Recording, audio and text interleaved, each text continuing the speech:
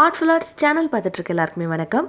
இந்த மாதிரி single piece invitation card உங்களுக்கு இருந்ததுனாலே போதும், ஒரு சூப்பரான கிராஃப்ட் பண்ணிடலாம். நம்ம வியூவர் ஒருத்தர் கேட்டிருந்தாங்க, அவங்க சிஸ்டருக்காக பண்ணணுன்னு. அவங்களுக்காக தான் இந்த வீடியோ பண்ணிகிட்ருக்கோம். இந்த இன்விடேஷனில் பேக் சைடு இருக்கும் இல்லையா, அதில் இந்த மாதிரி நம்ம 2 பக்கமும் 11 சென்டிமீட்டர் ஹைட்டுக்கு எடுத்துகிட்டு இந்த மாதிரி ஒரு ஷேப் வந்து வரைஞ்சிடுறோம். கிட்டத்தட்ட ஒரு விண்டோவோட ஷேப். இதை அப்படியே நம்ம டெவலப் பண்ணி இப்படி அழகாக 1 சென்டிமீட்டர் உள்பக்கம் வரா மாதிரி எடுத்து வரைஞ்சிட்டு இதை அப்படியே கட் பண்ணி எடுத்துக்கிறோம். ஸோ இந்த கிராஃப்ட் பண்ணுறதுக்கு உங்களுக்கு ஒரே ஒரு இன்விடேஷன் கார்டு, பழைய இன்விடேஷன் கார்டு இருந்தாலே போதும். இப்போ இந்த டைமில் வீட்டில் நிறைய பேர் இன்விடேஷன்லாம் வச்சுருப்பாங்க இல்லையா, அதை யூஸ் பண்ணிக்கோங்க. இல்லைனா சார்ட் பேப்பர் இருக்கும் இல்லையா, நீங்கள் அதையும் யூஸ் பண்ணிக்கலாம். எய்தர் சார்ட் இல்லைனா இந்த மாதிரி ஓல்டு இன்விடேஷன் கார்டு. இந்த ஓல்டு இன்விடேஷன் கார்டில் நமக்கு அந்த ஸ்மூத் சைடும் இருக்கும். சார்ட்டில் எப்படி இருக்குது, ஒரு பக்கம் ஸ்மூத்தாக இருக்கும், இன்னொரு பக்கம் ரஃப்பாக இருக்கும். அந்த மாதிரி இந்த இன்விடேஷன் கார்ட்லேயே இருக்கும்.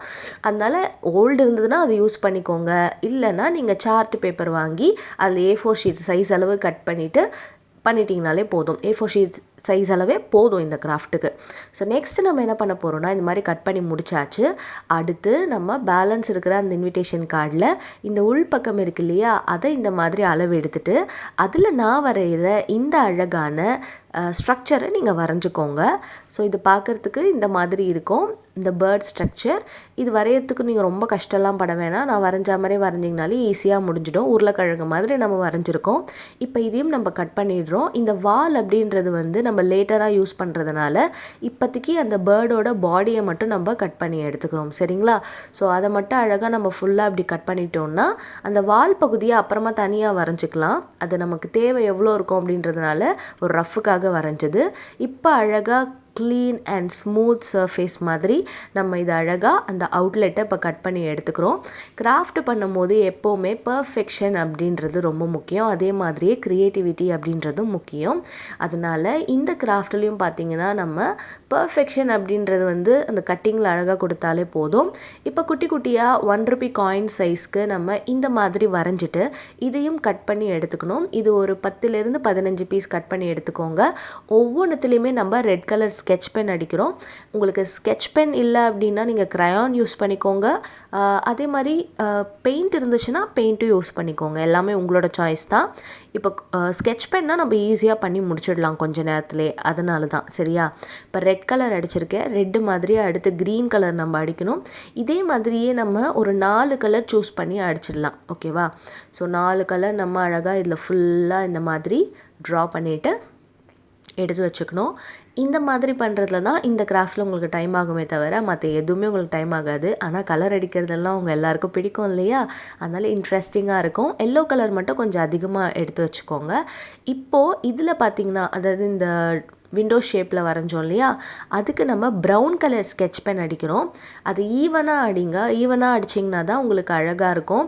அது இல்லாமல் நீங்கள் ரொம்ப மாற்றி மாற்றி அடிச்சிங்கன்னா அந்த டெக்ஸ்சர் கெட்டு போயிடும். அதனால் ஈவனாக இதில் கலர் இந்த மாதிரி ட்ரா பண்ணி எடுத்துக்கோங்க. அடுத்து நம்ம என்ன பண்ண போகிறோம்னா, இந்த வால் பகுதி சொன்னேன் இல்லையா, அந்த பறவைக்கு அதை இந்த மாதிரி நம்ம வரைஞ்சி எடுத்துக்கணும். இந்த மாதிரி வரைஞ்சிட்டு அதுக்கு ஃபுல்லாக நம்ம எல்லோ கலர் ஸ்கெட்ச் பென் இந்த மாதிரி அடிச்சிடலாம். ஸோ இது முடிஞ்சதுக்கு அப்புறமா நம்ம என்ன பண்ண போகிறோம்னா, இது எல்லாத்தையுமே அசெம்பிள் பண்ண போகிறோம். எப்படி அசெம்பிள் பண்ண போகிறோம் அப்படின்றதுல தான் நம்ம க்ரியேட்டிவிட்டி இருக்குது. நான் பண்ணுற மாதிரியும் நீங்கள் ஃபாலோ பண்ணலாம், உங்களுக்கு பிடிச்ச மாதிரியும் நீங்கள் ஃபாலோ பண்ணலாம். இப்போது இதுக்கும் நம்ம எல்லோ கலர் அடித்து முடிச்சாச்சு. இப்போது இதில் கம் அப்ளை பண்ணிவிட்டு இந்த 2 வாலையும் நம்ம இதில் ஒட்டுறோம். ஸோ இதில் ஒட்டும் போது பார்த்து கொஞ்சம் கீழ்ப்பக்கமாக வரா மாதிரி ஒட்டிடுங்க. இப்போ சின்னதாக இருக்கு இல்லையா, அதையும் அட்ஜஸ்ட் பண்ணி இந்த மாதிரி ஒட்டிடுங்க.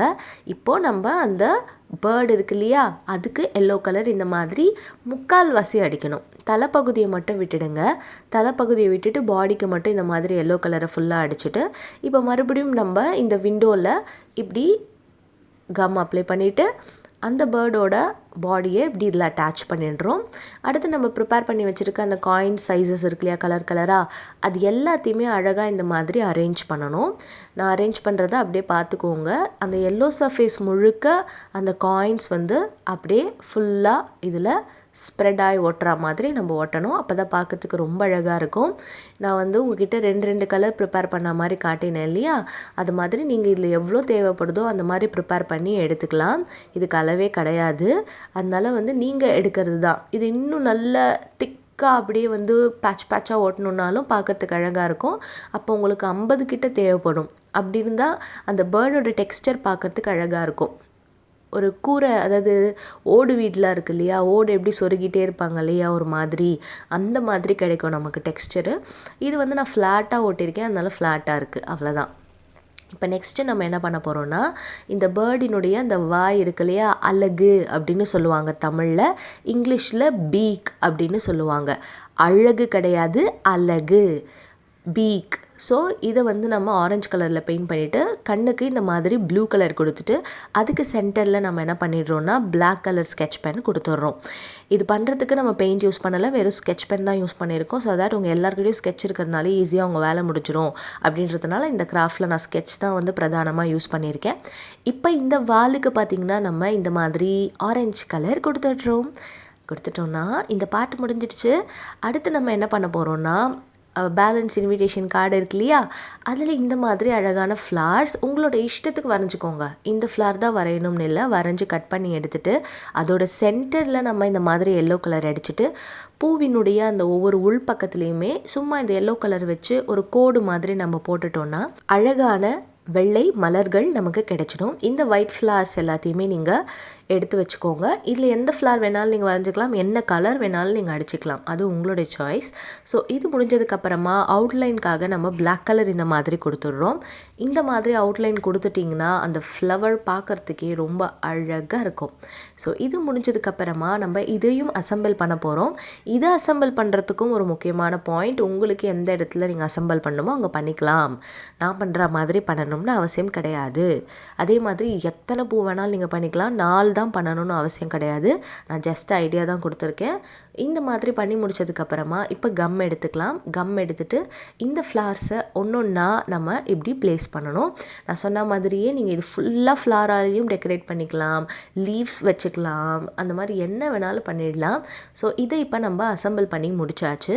அடுத்து இதில் வந்து நம்ம இந்த மாதிரி காம்பஸ் இல்லைனா பஞ்சிங் மிஷின் இருக்கு இல்லையா, அது வச்சு நீட்டாக ஹோல் க்ரியேட் பண்ணிவிட்டு த்ரெட் எடுத்துக்கோங்க. த்ரெட்டு பார்த்திங்கன்னா எல்லோ கலர் எடுத்துக்கோங்க, இல்லை ஒயிட் கலர் எடுத்துக்கோங்க, இல்லை இதில் இருக்கிற எந்த கலர் வேணால் எடுத்துக்கலாம். சரியா, எது எடுத்தாலும் நல்லாயிருக்கும், பிளாக் வேண்டாம்.